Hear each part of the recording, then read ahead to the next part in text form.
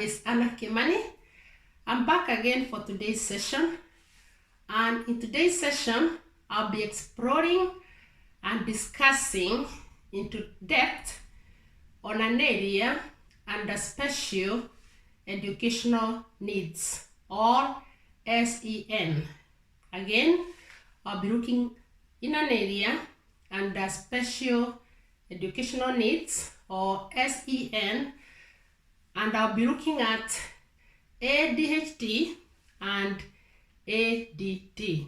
Again, I'll be discussing on ADHD, which is attention deficit hyperactivity disorder, and ADD, which is attention deficit disorder. Again, reminding you that if you have not watched my videos before, if you're new to my YouTube channel, or even if you have been watching, thank you. Reminding you that I've been discussing on this broad topic on parents and guardians, you who have got young people going through education or around education at any level in education, what you could do in order to support them, in order for them to get the best out of their education.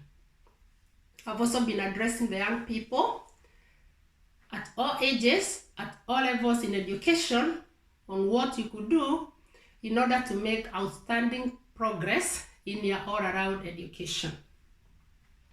Whether you're a parent or guardian, or whether you are a student, or whether you are working in education, you're in the education workforce as a teacher, learning support, teaching assistant, whichever role you're playing in education, it is also good you listen to me because you'll benefit. Also, as an adult in the community, you may not have young people under your care going through education, but you could help someone. You could also share my videos with other people that you know would benefit from what I am sharing. So today I said I'll be looking at ADHD and ADD. Reminding you again that whatever I share is never exhaustive. There are so many other resources out there. You could do further research in whichever area you're interested in when it's come to all around education. But listen to what I'm sharing. I'm sure you'll benefit, and you'll share this with other people so that they too may benefit. Reminding you that if you haven't subscribed to my YouTube channel, which is Anna Kimani, please consider subscribing, because I've been sharing this broad topic for the last few months, actually 1 year now, and I've shared a number of videos looking at different subtopics, different areas under this main topic in all around education. So consider subscribing so that you can go back and watch all my videos from my YouTube channel itself, which I said is Anna Kimani. I do upload a full video looking at different subtopics in all around education. The areas that you do write to me and request me to consider sharing with you all through my teaching expertise. I also do research. I also consult other professionals, other qualified professionals in the different areas under education, so that I can share with you all in my YouTube channel.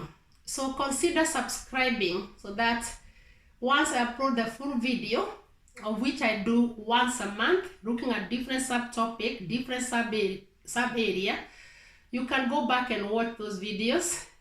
And again, once in a while, I do record short videos or videos that I did cover previously, and then I put the full YouTube URL link of that video under that short video description, so that you can go back and watch it and benefit. So today I said I'll be looking at ADHD and ADD, and just to let you know that I covered other videos under the special educational needs. I did cover a video on the special educational needs itself generally. Then I did look at another one on how to support young people who have got dyslexia, how to support them with reading. I've also covered another video on autistic spectrum and Asperger's syndrome, how to support young people who have got autistic spectrum and Asperger's syndrome and going through education, how you could support them. So I'll put those video URL link under this video description. So as you watch this video, once you finish it, check its description and watch the rest of the videos that I'll put there. So going back to ADHD and ADD, which I'm covering today. So what does it entail, or what is it about?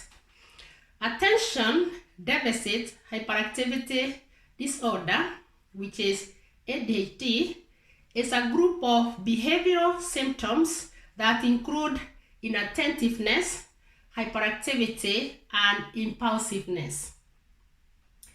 There are no clear cause of ADHD or attention deficit hyperactivity disorder and ADD, which is attention deficit disorder. Both disorders often occur with other problems. For example, being on autistic spectrum and anxiety disorders and attachment disorders. I'll repeat that. Both disorders often occur with other problems. For example, being on the autistic spectrum, anxiety disorders, and attachment disorders. So, what are some of the typical behavior that the young people who have got ADHD or ADD, which are some of the typical behaviors that they may show or portray or experience? So the typical behaviors include inattention, walking around the classroom, impulsiveness, calling out, apparent non-compliance, poor organization, poor sense of time and priorities, fiddling and fidgeting, difficult settling from one situation to another. For example, if it is in school, they will find it difficult settling from one situation to another. For example, from classroom to break time, or from break time back to classroom. Pupils with ADHD may be progressing less well than their peers simply because over time they haven't spent as much time concentrating on their work. Pupils with ADHD may be progressing less well than their peers simply because over time they haven't spent as much time concentrating on their work. Pupils with ADHD may also have problems with social relationships because their behavior makes them unpopular with their classmates. Again, I'll repeat that. This could be just beyond the young people control because they have got ADHD or ADD.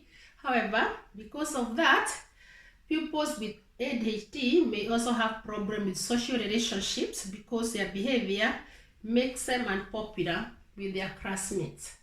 And that is why later on, I'll be looking on how to support them with their all-around education so that they can make the best progress to their best potentials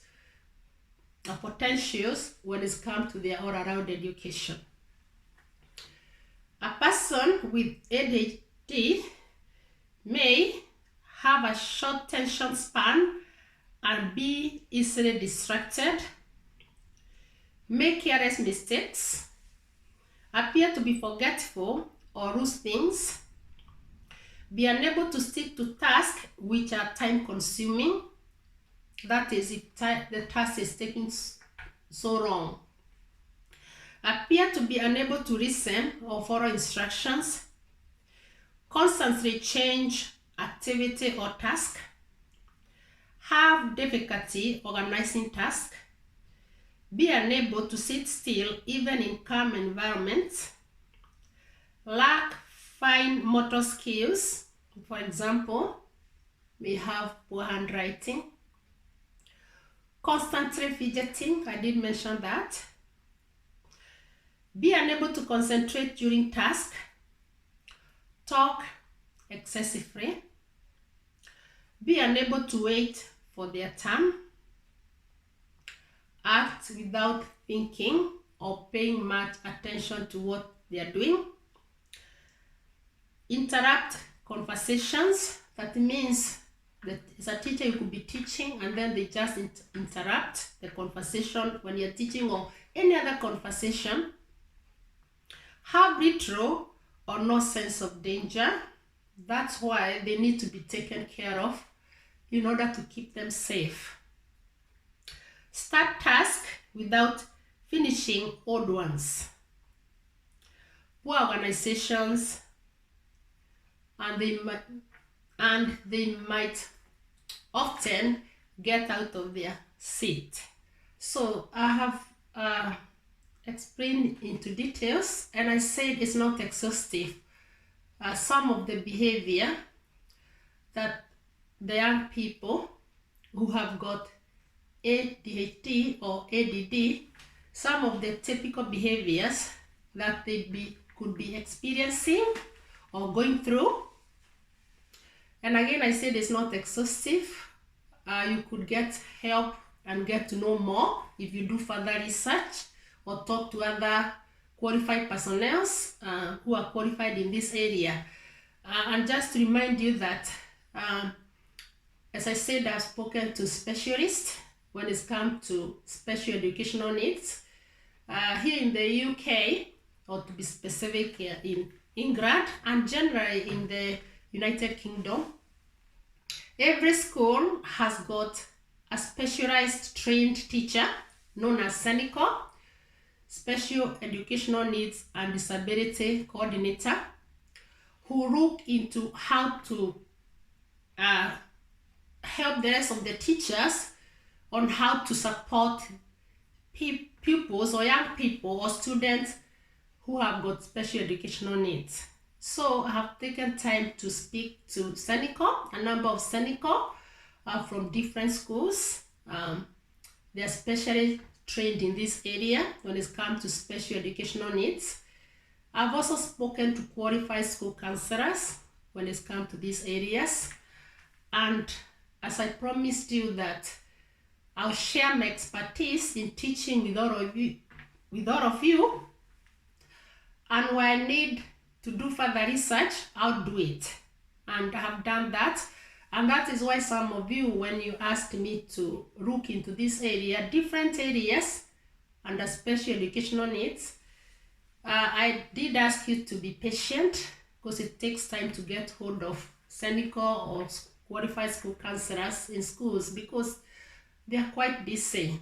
But I do try my best to get just a slot to talk to them. And today, I've been able to share with all of you on this area when it's come to ADHD and ADD. And of course, the previous ones that I told you, I'll be putting their YouTube URL link under this video description. So I did look at the typical behavior that these young people with ADHD and ADD go through. How can they be supported when it's come to their classroom work? Yourself as a teacher, a classroom assistant, learning support, working in the education force and working with these young people, an adult in the community, a family member, how can you be involved in helping these young people in order to get the best out of their all-around education and to their fullest potentials? So now I'll be looking at the class teacher, teaching assistant, and learning support, differentiation and approaches. Differentiation and approaches when it's come to helping them with their classwork and all-around education. As a classroom teacher, as a subject teacher, as a learning support, as a teaching assistant, make the classroom rules and routines clear, predictable, and enforce them consistently. Again, make the classroom rules and routines clear, predictable, and enforce them consistently. Make it clear how long each piece of work will last and praise sustained concentration. Again, make it clear how long each piece of work will last and praise sustained concentration. So when they concentrate with their work, give them, praise them. Don't wait to tell them well done or you have done well at the end of the lesson. You need to praise them immediately. Let them know that they have done well immediately. Make it clear how long to spend on each section of a task, which will be good training for exam techniques. So train them on how to time themselves. I'll repeat that. Make it clear how long to spend on each section of a task, the work that they are completing or the task that they are completing, which will be good training, and especially when it comes to exam techniques. These pupils often find it difficult to remember sets of instructions, so break them down using a task board. Check that they have listened to instruction by discreetly, if necessary, getting them to repeat them back to you. So when you give them an instruction, ask them to repeat it back to you, just to check that they have understood it, if necessary to do that. So don't get tired of asking them to repeat instructions back to you, just to check their understanding. Make it clear how much work is required to complete so that the task can be completed effectively. I'll repeat that. Make it clear exactly how much is required to complete the task effectively so that they can complete it to their best potential. Set short achievable targets and give immediate rewards. As I said a few minutes ago, you need to praise them immediately when they do something good or they make good progress. For example, paying complete concentration or doing their best. So when it's come to giving them reward for doing something good, give the reward immediately. Do not wait for the end of the lesson or for the end of the day to do it. Do it immediately. Give those praise and the rewards immediately.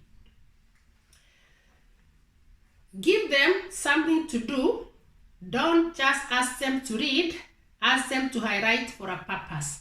So when they are reading, if there's something that you really want them to get, ask them to highlight for a purpose. Again, to check their understanding, to check that they understand what they are doing. The more kinesthetic you can make the learning, the better. The more kinesthetic you can make the learning, the better. That is, when you're planning the task, the classroom activities, come up with activities where they can move around, because they find it difficult to settle down in one area for a long time.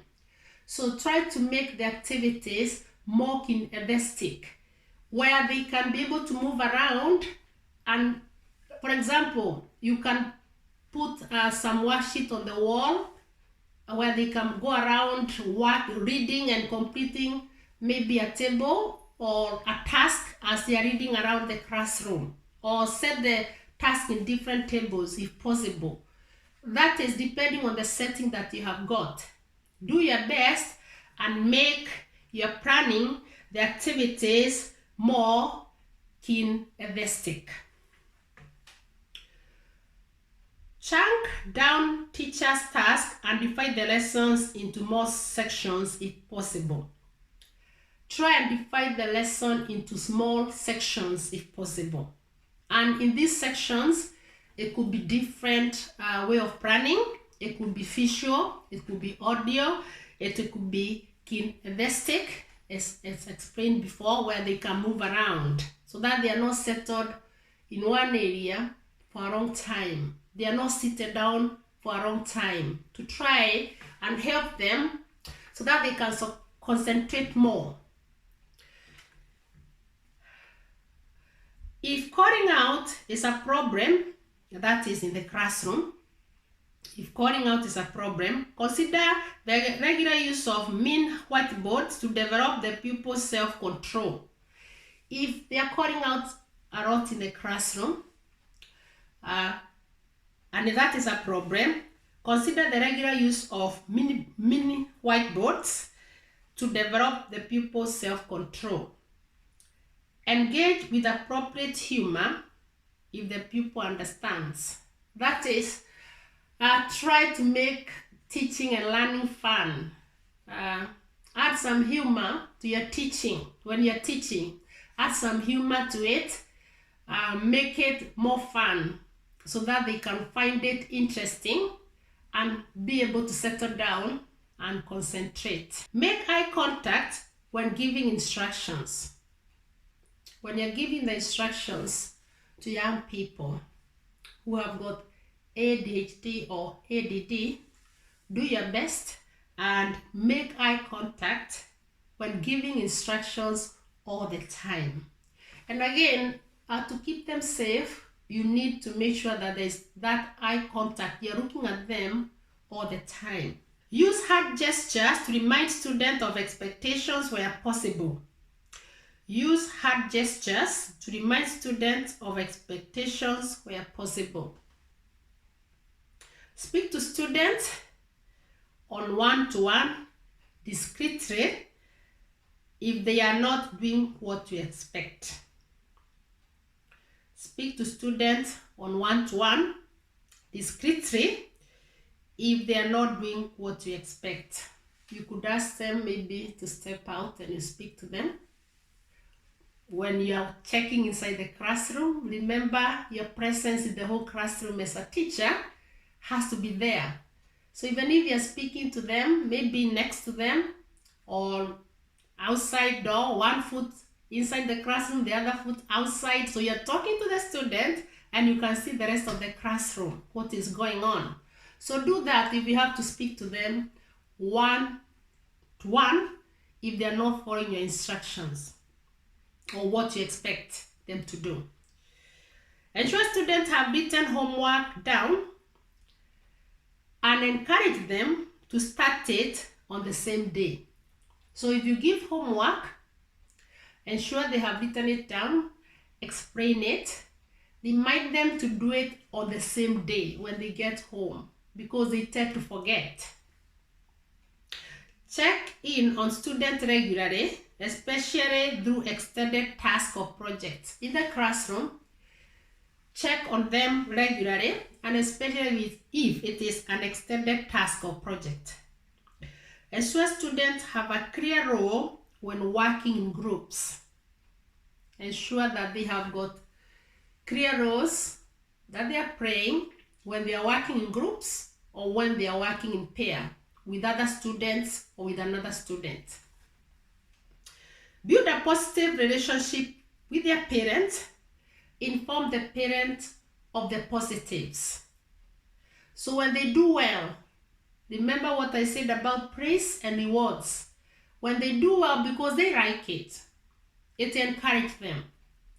When they do well, make sure you have got a good, informed, positive relationship with their guardians or their parents, and inform the parents or the guardians of the positives, the good things that their young people are doing in your classroom and again in all around education. It really motivates them to do well, even the best, and to get better. Reinforce positive behaviors. Question regularly to keep engaged and to check their understanding and their progress. Allow them to use a feeder toy, Brutak, or Play-Doh in the classroom. Let them have something to fiddle around with or to fidget with occasionally, so that when they get distracted, then they can use this. It could be feeder toy, Brutak, Play-Doh, so that they can fidget with it, fiddle with it, and then come back to what you want them to do. Sit away or sit them away from windows or large distractions. Anything that will distract them, keep them away from it. Do not put them next to the window or any other area where they will be easily distracted. Communicate importance of accuracy over speed. If you realize that they are trying to rush their work to finish it fast, explain to them that what matters most is the accuracy. How accurately they complete their task or their project or the activity that they are doing. Make requirements of activities clear. Make the requirements of the activities that they are doing clear. Combine visual, what they can see, saying, writing, and doing. When you're planning your lessons, include videos or visual images, pictures, photographs that they can see.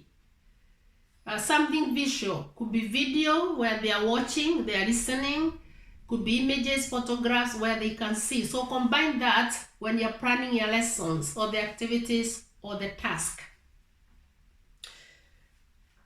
Give each task or give each step of task as individual instruction.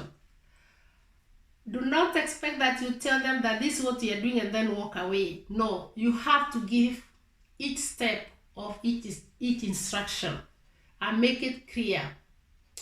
Make the planning visual. They can say back what you expect them to do. They are writing. They can see the images, photographs, their videos, kinesthetic. They can move around. Audio, they can hear. So combine all this to make the lesson or the task or the project or the activity interesting. Remember to add humor when you're teaching. Do your best to make everything interesting in order to motivate them and also to help them understand what they are supposed to do. So those are some of the top tips that I've shared when it's come to differentiation and approaches, when it's come to the task, planning the task, the activities, the lessons, when it's come to the subject teacher, classroom teacher, learning support, a teaching assistant. If you're working with them, you're in an education workforce, parents and guardians, they are not in the community and other family members, because we want to support these young people who have got special educational needs. Today I was looking at ADHD and ADD. We want to support them in order for them to get the best, to make progress in their all-around education and get the best to their fullest potentials. And as a parent and guardian, there's nothing wrong. Maybe I'm sure the school will keep in touch with you on the progress that the young person under your care is making. But if there's need to speak to them, then try and book an appointment. I'm sure they'll be there to listen to you and to help you and give you further help and instructions on how to support them from home. Okay, so I've looked at it from the teachers, classroom teachers, subject teachers, learning support, teaching assistant, helping them whoever, as long as you're helping them with their all-around education. So what about if you happen to be a form tutor and you have got such young people who have got ADHD or ADD? How would you support them? How would you help them? And again, I'm looking at this from United Kingdom or from an English school in England. And as I said, generally United Kingdom. When it's come to the primary school pupils, they have got class teacher. That means they spend the whole day with their class teacher or the subject. So they have got contact with their class teacher. However, when they move to secondary school, A-levels, colleges, they have got subject teachers. And at times they don't have contact with the subject teacher every day. So what happens is every child, every student is attached to a form tutor. The form tutor must have contact with the students every day. So they report to the form tutor on daily basis. Different schools have got different arrangements. Some do it in the morning. When the student comes to school, they go straight to their form. Others do it just before break. Others do it just after break. Other schools do it a short period of time, short session in the morning when the student comes to school, and then again before they go home. So the students are able to relax, and then the form tutor have got different roles. Maybe I'll be looking at that video in another video. But if you happen to be a form tutor and you have got such students, young people in your form who have got ADHD and ADD, which differentiation and approaches could you apply? As a form tutor, emphasize on the positives whenever possible. Again, as a form tutor, emphasize on the positives whenever possible. ADHD and ADD pupils receive massive amounts of negative comments, leading to low self-esteem and further bad behavior. So, if you notice something good, and of course, it's good to praise them constantly and give them reward constantly and emphasize on the positives whenever possible, just to encourage them, to motivate them, to build their self-esteem, because they go through a lot in life. Could be in school, could be at home, could be in the community. So be there for them as a form tutor. Again, emphasize on the positives whenever possible. Repeat the key rules of the school regularly. Again, emphasizing the positives, what you should do rather than you shouldn't. So when you are talking to them, tell them you should do this and this, but not you shouldn't do this. So let your approach when you're talking to them be from the positive side. This is what you should do rather than you shouldn't do this. So the opening of your sentence when you're talking to them, or when the opening of a conversation when you're talking to them, matters a lot. Let the opening of every conversation be from the positive side of it. Use the language of choice to show that there was another way to approach a situation. Again, use the language of choice to show there was another way to approach a situation. For example, you didn't make such a good choice there, so and so. You didn't make such a good choice, so and so. A better choice would have been, I'll repeat that. Use the language of choice to show that there was another way to approach a situation. For example, you didn't make such a good choice there, so and so, whoever you're addressing or talking to, the young person that you're talking to. A better choice would have been to. So you need to break the instructions. You need to break the conversations. Make it as simple as possible and approach it from positive side of it. Clearly, organize the routines within the form group. Clearly, organize the routines within the group or the form group. Give them job to do around the room, to give them purpose to the need to wonder about. Give them jobs to do around the room, to give them purpose to their needs to wonder about. They find it a bit difficult, quite difficult actually to settle down. So if there's some activities going on in the form, let them do it so that they can move around, they can wander around. For example, if you have got letters to hand out or to give the rest of the students, if you have got some task activities, worksheets to give to the rest of the students, if whatever you have got handout, could be letters that you can ask them to hand out to the rest of the students, let them do it. You could ask them to maybe help you clean the board, organize something, just something to help them wander about rather than being seated just there. And that will be very helpful. So, as a form tutor, develop a good working relationship with these young people because you have got contact with them every day. Again, develop a positive working relationship with their parents or guardians and keep them informed, and especially when it comes to the positives.